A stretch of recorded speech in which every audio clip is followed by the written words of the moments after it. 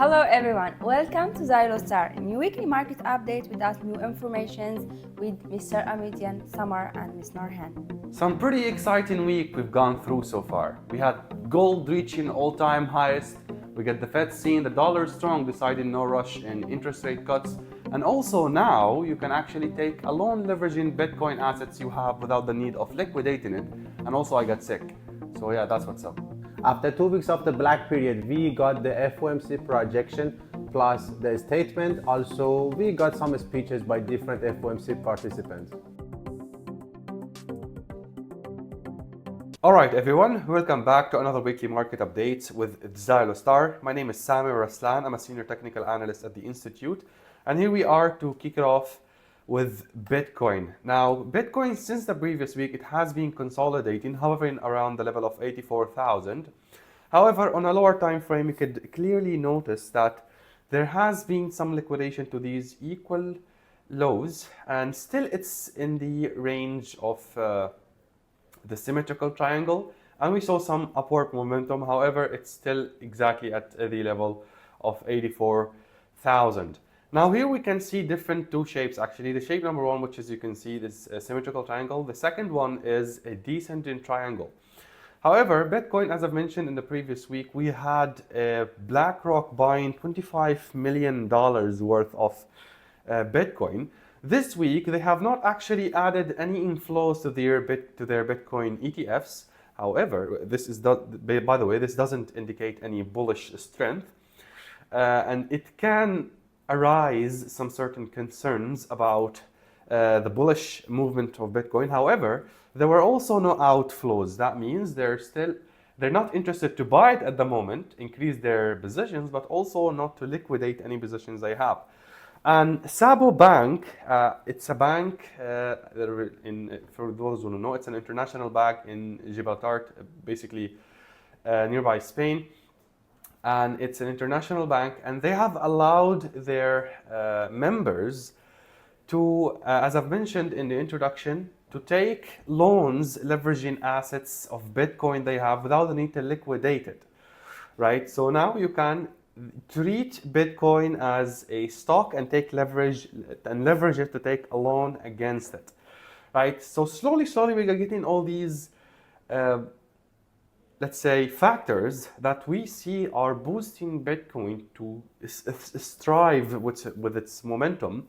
And the only reason why we are seeing it still, let's say, hovering around these 80s, it's because yes, we are getting a lot of bullish factors, but also there's that the dollar is getting stronger, and also the tariffs added on countries around the US. So this is what's happening.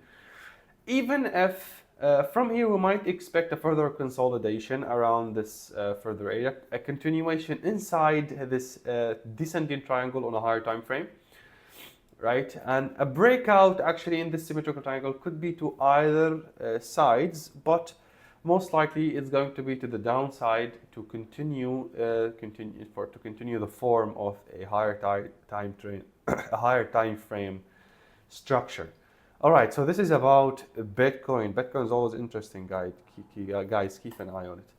Now, going to NASDAQ. Now, as in the previous week, we saw this break to the upside of this downtrend, and we were actually seeing a bullish continuation to the upside. However, the market consolidated within the range of 20,000s and 19,000s.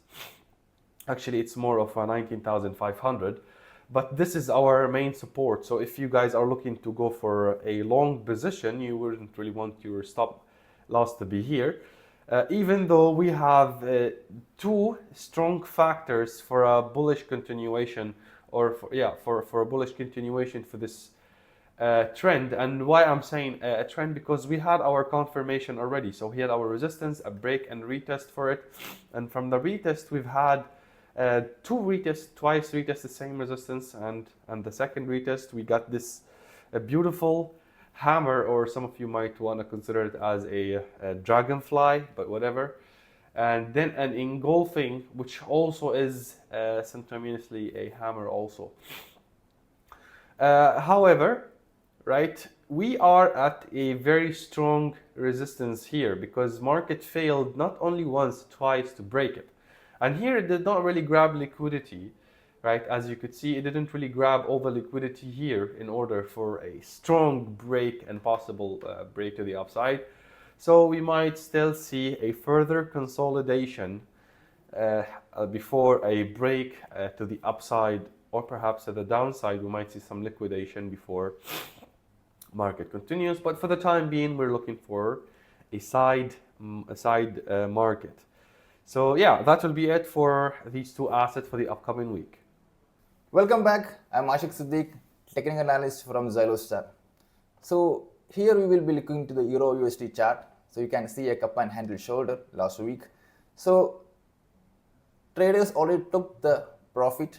So now it's in a retracement level. So next major support level is 1.07000, and I am expecting a short next week to these major levels. Saying about gold is still bullish trading above the trend line. So the immediate support level is 3000 and the major support level is around 2940. So I'm expecting next week to be a range bound movement here. So either we can make a long from this immediate support or from this major support. So next we will move to Nifty50 chart. So as you can see, after a long bearish run, market break this trend line. So nearest resistance level is around 23,700 range. So before a proper momentum to the upside, I'm expecting a pullback from this area, and we can take a long from these trend lines. Hello everyone, I'm Masood Amidian here. I'm Senior Fundamental Analyst at Xylostar Head Office located in Dubai. Last week was a little bit better than the weeks which passed from the beginning of the March, although it was crowded from the news and economic indicators because of different meetings by the different central banks. We got also some cheerful news from the geopolitical side. Let's dive into it and review the last week. Last week, the FOMC meeting concluded with a decision to keep the interest rate at 4.25% to 4.5%, which is currently now after the 2-week blackout period. The statement highlighted solid economic growth, a stable low unemployment rate, and persistent inflation. Additionally, the updated economic projections showed a lower GDP estimate, a slightly higher unemployment rate, especially for 2025, and increased inflation expectations. During the press conference, Fed Chairman Jerome Powell expressed a viewpoint that differed from some other participants. Fed Chair Jerome Powell stated that while the economy remains strong, uncertainty has increased and inflation remains high. The Fed has decided to slow the balance sheet reduction and adjust policies cautiously. Recent data suggests a moderation in consumer spending and a decline in market sentiment, but the labor market remains resilient. The impact of tariffs on inflation and monetary policy is still under review. US retail sales for February 2025 increased by 0.2% below the expected 0.6%, signaling cautious consumer spending amid economic uncertainties. This follows a revised 1.2% decline in January, highlighting potential challenges in sustaining consumer expenditures. In Canada, January retail sales fell by 0.6% to $69.4 billion, driven by decline in motor vehicle and part dealers. Core retail sales, excluding gasoline stations and motor vehicle sales, dropped by 0.2%, while sales at motor vehicle and parts dealer declined. Gasoline stations and fuel vendors saw an increase. The consumer price index, or let's say the CPI, rose 2.6% for the Canadian dollar year over year in February, following an increase of 1.9% in January for the Canadian dollar, as mentioned. The next one was the Bank of England. The Bank of England, or better say BOE, kept interest rate at 4.5% in an 8-to-1 vote, citing persistent inflation and economic uncertainties. CPI inflation rose to 3% in January, still above 2% target. The Bank of England remains cautious about global trade tensions and plans gradual rate cuts to balance inflation risk with economic stability. The next one was the Bank of Japan. The Bank of Japan kept interest rate at 0.5% in March 2025, citing global uncertainties, include US trade tensions.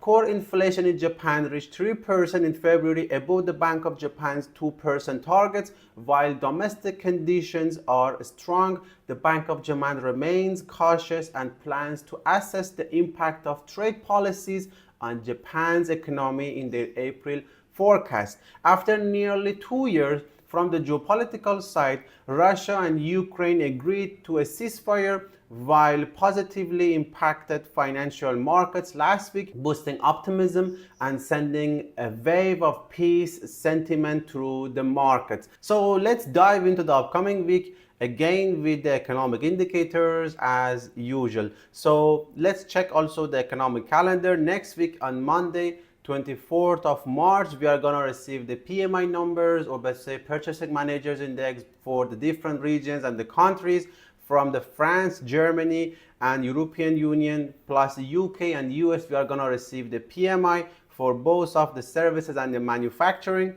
On 26th, we are going to receive the CPI numbers yearly and monthly basis for the Australian dollar at 4:30 a.m. to UAE time, because as I mentioned, our head office is located in Dubai.